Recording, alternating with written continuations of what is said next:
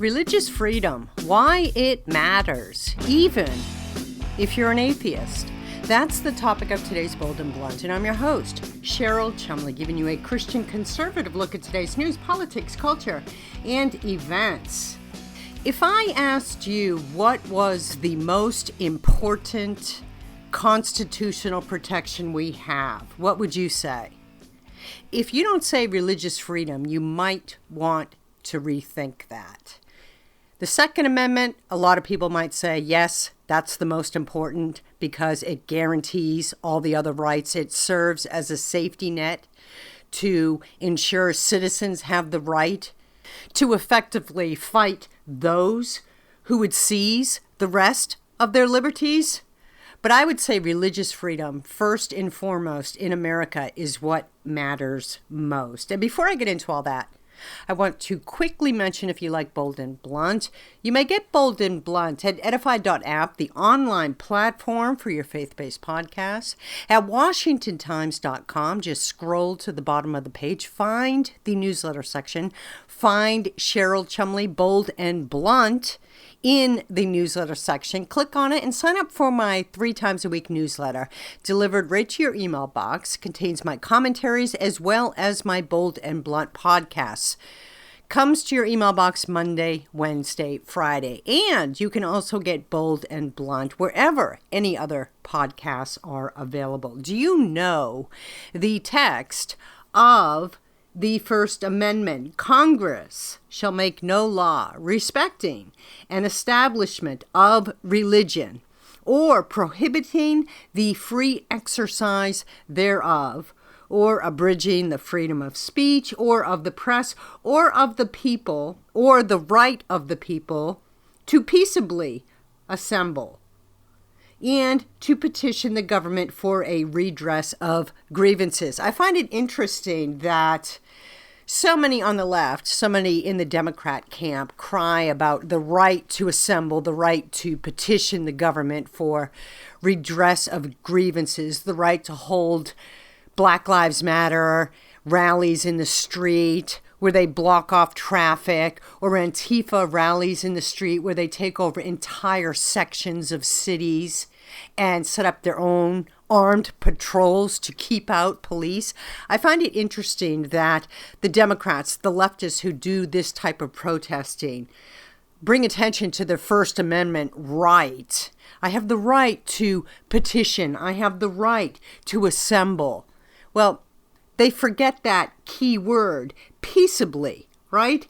Or of the right of the people peaceably to assemble. And I don't think it's very peaceably assembled when these protesters gather and shut down entire streets and erect cement barricades and prevent people from going to their businesses or accessing their homes, as they did in a certain state out west in America, where the Democrats of the city allowed that to go on for so long, and allowed these citizens, the same citizens who would strip you and me, lawful citizens, of our Second Amendment rights to carry, allowed these same citizens to carry their own arms as a way of keeping out police. So that's sort of a big sidestep from the topic I wanted to discuss, religious freedom and the right of religious freedom and the importance of religious freedom in America. But it is interesting if you look at Democrats and how they so-called interpret the Constitution, which is to say spin it their way to support their violent practices. It's interesting how easy they get by with their violence in the street simply by skewing the actual very clear words of the Constitution.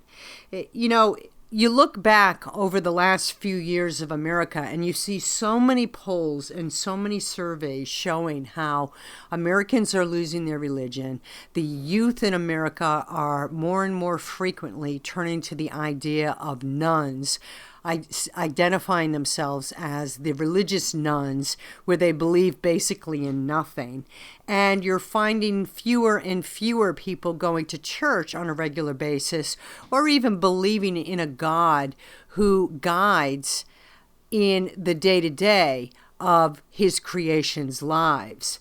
And so it's very depressing when you look at that. But then I find a headline like this, September 16th, 2020, from Penn Today, University of Pennsylvania. Amid pandemic and protests, civics survey finds Americans know more of their rights. And let me read a little bit from this piece. In a period defined by an impeachment inquiry, this piece opens, a pandemic, nationwide protests over racial injustice. I'm going to caveat that with so-called racial injustice, and a contentious presidential campaign. And I think I'll just sidestep that and say, what presidential campaign isn't contentious? Anyhow, Americans' knowledge of their First Amendment rights and their ability to name all three branches of the federal government have markedly increased, according to the 2020 Annenberg Constitution Day Civics Survey. Isn't that great news? Isn't that news to cheer? The dumbing down of the youthful generations definitely continues in our school systems, in our public school systems that have been infiltrated by the socialists and the democratic socialists of America and the Marxists and so forth, and the Chinese influences. But at the same time, Americans more and more are latching on to their constitutional rights and insisting that the government restrain their overreach and obey and abide the Democrat Republican form of government we have, which says government works for the people and government is limited in its scope, in its reach. Among the highlights of the annual survey released for Constitution Day, which is, do you know the date of this? You should. September 17th, each year, right? Each year on September 17th. Why not recognize that day by reading the Constitution? I can tell you it takes less than 10 minutes to read the full Constitution. It's only when lawyers and politicians get involved that the Constitution becomes so clouded and expanded, right? Out of the Constitution, we get things like 4,000-page pieces of legislation. I don't even know what creative steps they have to take to come up with that, but they do in the political world. Politicians regularly come up with these pieces of legislation that nobody in their right minds can read in time for the votes, but this is our modern day politics. Anyhow, the Constitution itself only takes a few minutes to read. Every September 17th, mark it on your calendar. Go ahead and read the Constitution, pass it around your family, teach it to your children, and remember the founding roots of this country. So back to the annual survey, some of the findings from this. Americans are much more aware of all 5 rights protected by the First Amendment when asked, unprompted, to name them. Now, I open by reading the First Amendment. Couple of words I paraphrased, right? Couple of words I screwed up and I just paraphrased. But as far as the 5 rights go, did you know them? Nearly 3/4 of Americans, 73%, correctly named freedom of speech as one of the rights guaranteed under the First Amendment. And guess what? That's 73%. That's up 48% in 2017. Named freedom of speech as one of the rights protected under the First Amendment. 48% in 2017. In 2020, 73% correctly named that. That's significant. That's a big jump. Yay, Team America. More than half of those surveyed, 51%, accurately named all 3 branches of the federal government. And that 51% is up from 39% in 2019. That's significant too. From 39% to 51% of those surveyed could name the 3 branches of government. I know you know them: legislative, executive, judicial, right? But 49% of Americans, according to this most recent survey, still don't know that. Come on now. That's simple. Simple civics. The Civics Knowledge Survey by the Annenberg Public Policy Center of the University of Pennsylvania was conducted among 1,009 U.S. adults from August 4th through 9th, 2020, with a margin of error of plus or minus 3.6%. And here's what the Annenberg Public Policy Center Director, Kathleen Hall Jamieson, had to say. Quoting from her, divided government, the impeachment process, and the number of times political leaders have turned to the courts probably deserve credit for increasing awareness of the three branches, while controversies over the right to peaceably assemble, freedom of religion, and freedom of speech may have done the same for the First Amendment. Look at that. What Democrats intended for evil, God turned into good. That's one way of looking at it, right? Out of these chaotic times that we've seen in America, more and more Americans are turning to their founding father guaranteed rights to fight for the freedoms they see, they know, they feel, and they experience as losing. That's some good news. That's some good news, some good optimistic news for America. And that's sort of the long way of saying that out of all these rights that are guaranteed in the First Amendment and in other places of the Constitution, and let me be clear, the Constitution only underscores the rights that we have as human beings from God. So it's not the Constitution that gives us these rights. It's the Constitution that protects the rights that we already have from God by the simple fact of being born.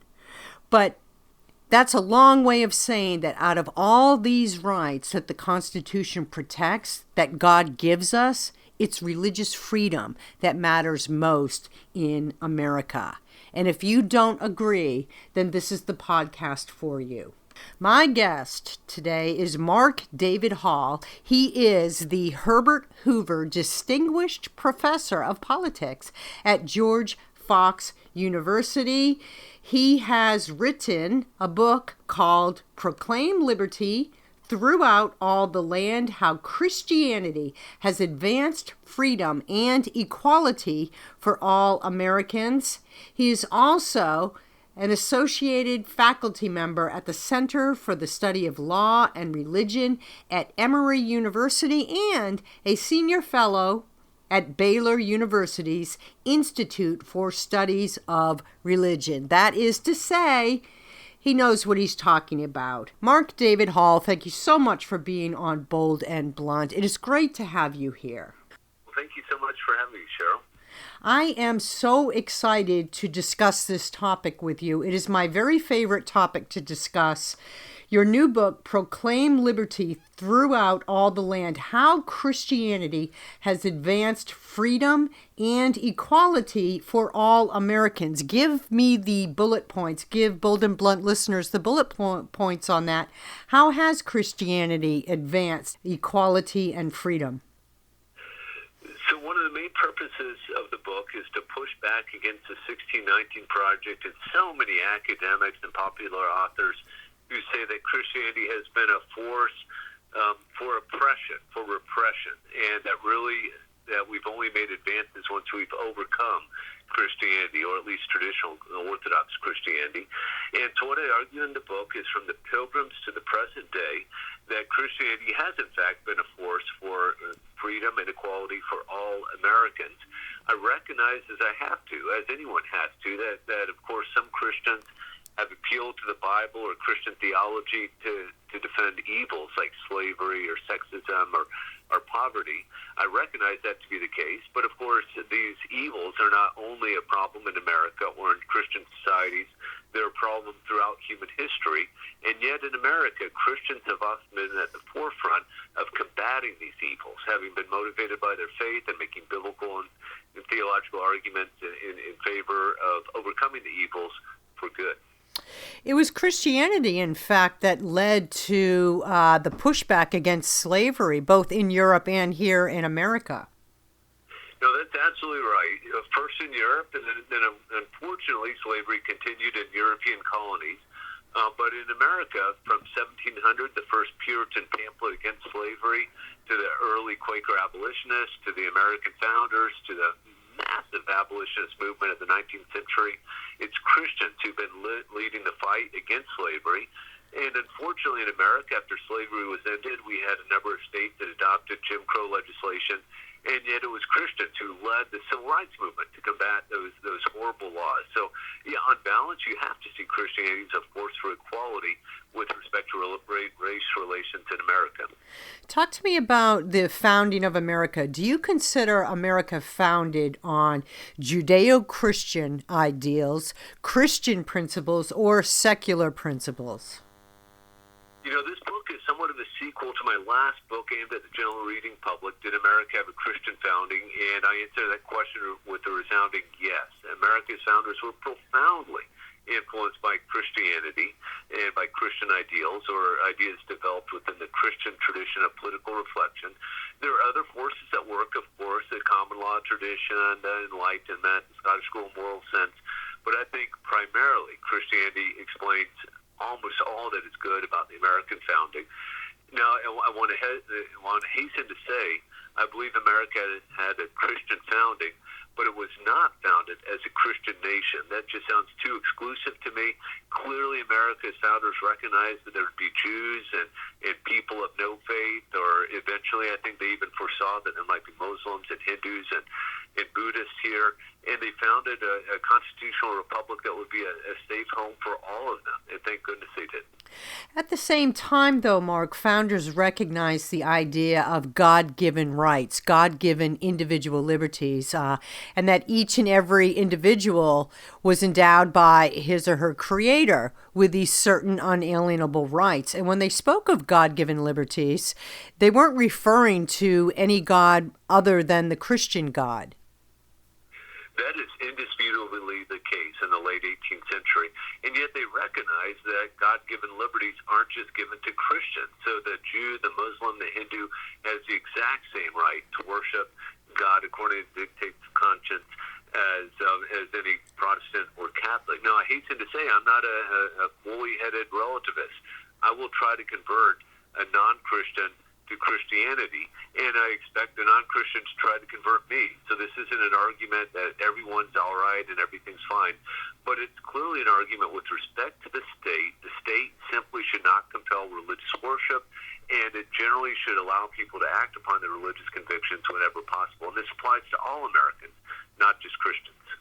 So I say frequently, and as often as I can, actually, that the idea of God-given rights is the root of American exceptionalism. Do you agree or disagree with that? And then as a follow-up question, would America work if the majority in the political world, in government, were to tip to, say, those of Muslim belief? You know, that's a complicated question because, of course, you had Christians in Europe that were coming to recognize this idea that God has given all individuals rights. And you saw this especially in Protestant countries, but not exclusively in Protestant countries. I would say for sure, and I don't think we disagree at all, that America's founders were uniformly committed to the idea that all men are created equal, that they're endowed by the Creator with certain inalienable rights, among which are life, liberty, and the pursuit of happiness. And this absolutely informs America's experiment in self-governance. It has led to the abolition of slavery, the progress we've made towards equal rights for all Americans. There's still work to be done, but we've made tremendous progress. Equal rights with respect to gender. Yeah, this idea that all individuals are endowed by the Creator with certain inalienable rights is central to America's experiment in self-government. Look at what's going on in modern times, politics, culture, even the economy or business, if you like. And through the viewpoint of the various surveys and polls that have shown over the years that America is growing more and more secular, what do you see taking place in modern times that show we are losing our religion, we are losing our Christian roots? You know, in the late 18th century, 98% of Americans of European descent were Protestant, 2% Roman Catholic, a handful of Jews in 4 or 5 American cities. today that has changed dramatically. I think something like upwards of 30% of Americans identify as none. Yeah. That is, they might be vaguely religious, but they don't affiliate with any particularly religious. The percentage of Christians is down to 60%. And definitely America's founders would have been worried. Jim Hudson of the Library of Congress has identified what he called the founder's syllogism, which is that morality is necessary for Republican self-governance and religion is necessary for morality. And so I think America's founders would be tremendously worried. As a Christian, I pray for revival. I pray that people would come to embrace the Christian faith. I do think that there maybe are some helpful hints. A place like Japan, a place like Taiwan seems to have a pretty healthy democracy, even though, of course, very few Japanese or Taiwanese are Judeo-Christian. So it might be possible that Republican self-governance can't sustain itself without the Christian or Jewish religion. And yet America's founders, for sure, would have been very worried about what they see, that what they would see in America today. Yeah, I just look at the last few years of all the coronavirus crazy that we went through and the loss of individual liberties, the actual seizure of individual liberties by government dictates. And I can't help but wonder if America hadn't turned a corner towards secularism and even atheism in some respects, the fear wouldn't have been able to take root and steal individual liberties as they did. Do you agree with that, or do you disagree? Do you see some other examples out there similar?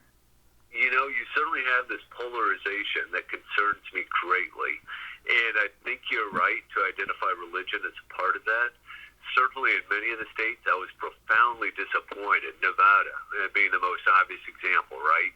You can have no more than 50 people in a religious service, right, but you can have up to half of the capacity of a casino, which is thousands of people drinking alcohol and hanging out and gambling. It made no sense whatsoever, and it certainly showed that the governor of Nevada had really no concern for the religious commitments of many people in that state.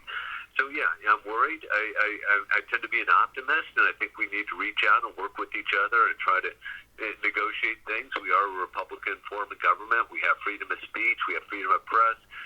We still have elections, and we should be involved, and we should be promoting good policies and attempting to reach out across the aisle to our fellow citizens to arrive at sensible policy. So I tend to be optimistic, but I see the problem that you're identifying. You speak of freedom of speech and freedom of the press and so forth, and the Constitution underscores many of the liberties that I would say are God-given in the first place. But out of all the liberties that Americans enjoy, would you say religious liberty is the most important? If so, why? And if it's not, then where would you put it in that list? Yeah, I think for America's founders, it probably was. They oftentimes referred to it as the sacred right of conscience. And they understood that an individual's relationship with the deity is one of the most important relationships that there could possibly be. And so, yeah, I think religious liberty is critically important. Now, I think they wouldn't have separated them from, say, freedom of speech, freedom of assembly, because, it would certainly curtail one's ability to act as a religious citizen if one wasn't able to assemble with one's fellow communicants, be that in a synagogue, a mosque, or a church. And if you don't have the ability to share your faith, that would certainly curtail what many Americans understand a religious commitment to be. So I think those rights protected in the First Amendment do go together. If in some crazy, unfortunate world we had to pick just one of them, then I think the free exercise of religion would have to be the one that America's founders would pick, and it's the one I would pick. Yeah, I think so too. And for an example of how the loss of religious freedom can cripple and crumble all the other rights, you were actually an expert witness in one of these court cases that rocked the nation years ago and up until just recently, that of the Christian florist who did not want to make a floral arrangement for a same-sex wedding ceremony. And for that, she was dragged through the courts for years as well. Talk a little bit about what you testified about and maybe some takeaways from that case that didn't make the mainstream media. Sure. Well, this is a case of Vernal Stutzman in Washington State. And what's really sad about this case is she had served that same-sex couple for years, knowing showing that they were a same-sex couple. It's only after Washington legalized same-sex marriage and they came to her and said, would you please custom design flowers for our wedding? She went home and prayed about it, and she decided, I just can't do that. My God would not have me do that. So she very kindly told them, I'm sorry, I can't do this. Here are 3 other florists who would do it for you. Now, in the world of adults, I think that would be the end of it, right? The couple's disappointed, the couple's hurt, but they go elsewhere and get flowers. They have their marriage, they have their flowers.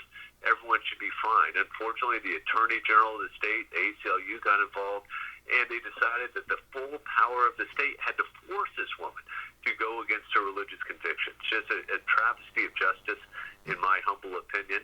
I was asked to testify about what happens when a religious accommodation or exception is granted. What happens when we allow religious pacifists not to serve in the military? What happens when we allow Native Americans to use peyote in a religious ceremony? Does this lead to the sky falling? Do all eligible men claim to be religious pacifists? Does everyone who wants to use peyote claim to be a Native American who needs to use it in a religious ceremony? The answer is no. We grant religious accommodations or exceptions all the time. We grant them to Quaker pacifists. We grant them to Native Americans who use peyote. And we certainly could have granted an exemption to Barronville Stutzman, and every same-sex couple in the state of Washington would still have easy access to custom-designed flowers. So a travesty of justice, and it shows you how little religious liberty is regarded by the Attorney General and by the Supreme Court of the state of Washington. And what was really astonishing about that case, and correct me if I'm wrong, but I believe it went through the Supreme Court at the state level, and they ruled against the florist, and then she ended up bringing it to the U.S. Supreme Court, which booted it back to the state court because they had just found in favor of that Christian cake baker, and they wanted the state Supreme Court to take another look at that case in light of that ruling, right? And then the state Supreme Court again ruled against this florist. That's all what happened, right? And it just shows how deep the agenda is in leftists to try and degrade religious liberty. You know, you have that exactly right. In the Jack Phillips case, the Colorado cake baker, the U.S. Supreme Court, by a vote of 7-2, including Justices Breyer and Sotomayor, they saw the clear anti-religious animus of the Colorado Civil Rights Commission.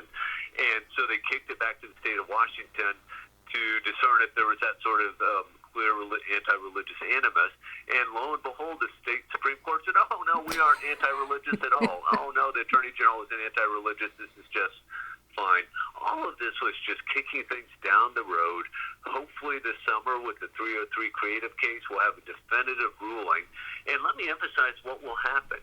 If the website designer at 303 Creative is protected, if it ends up that Barronville Stutzman will be protected, these states will still have laws banning discrimination on the basis of sexual orientation. So if I own a grocery store, I can't just turn away same-sex individuals or same-sex couples who want to buy groceries.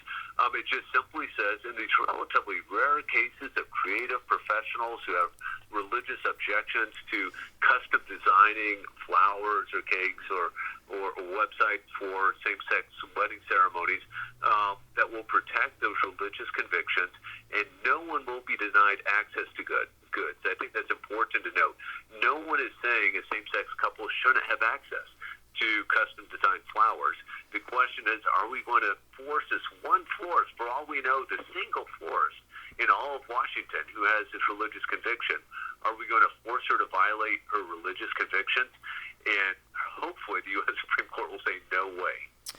Yeah, and then until the next case that comes up, right? Because I do believe that there is a certain element on the far left that is looking to undermine individual liberties specific to religious freedoms in America. And they seek out cases like this. They seek out instances where they can exploit the personal choices and religious decisions of business owners to drag them through court until they ultimately win. Yeah, no, I think that's exactly right. It's not just the free exercise of religion, it's freedom of speech, forcing people to engage in speech they have objections to, religious or otherwise, forcing teachers to use pronouns that they believe they shouldn't use. Yeah, no, there's an agenda out there, and I think this is one reason we have to be so vigilant in protecting these individual liberties for all, for Christians, for non-Christians, for atheists that simply have convictions. And this is one of the reasons in my book I suggest that people support groups like Alliance Defending Freedom, First Liberty, Beckett Fund, that do such a good job of advocating for religious liberty in the courts. But of course, there's a lot of other good organizations that do legal advocacy work or political advocacy group or lobbying. And yeah, I think it's well worth our time and effort to support these groups and individuals that are fighting to protect the liberty of all Americans. I was going to wrap by asking you about some solutions that you presented in your book for preserving religious liberties in America.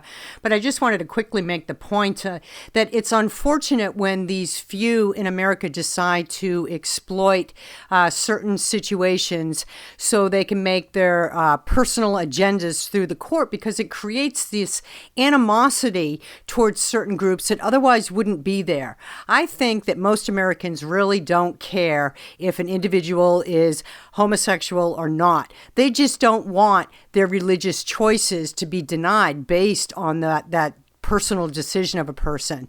And it creates these divisions whenever these small groups exploit this situation in the courts.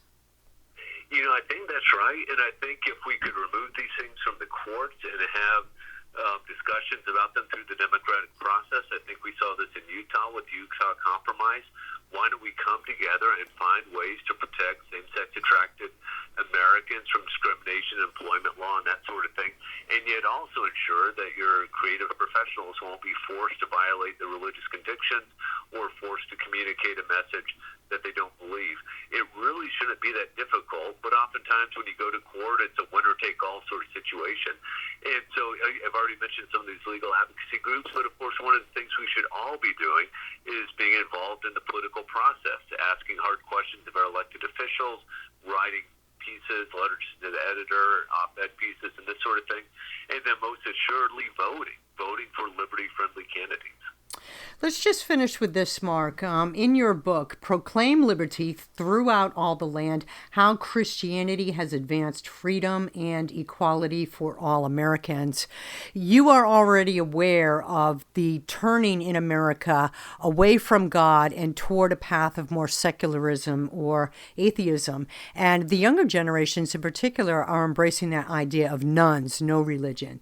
So with the ideas of your book, and I know you said you're optimistic, you're an optimist, but pragmatically speaking, do you see America turning back toward God to grab again those Christian principles that make our country so great?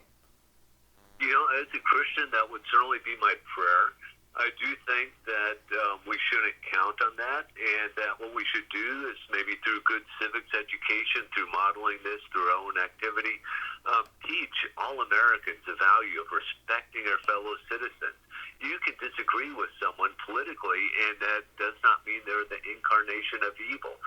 We can sit down together and talk things through and maybe find we have more common ground than we thought we did. We can come up with policies. I've already suggested one that protect same-sex attracted persons from discrimination in a variety of aspects, and yet also protect religious individuals from having to go against their religious convictions.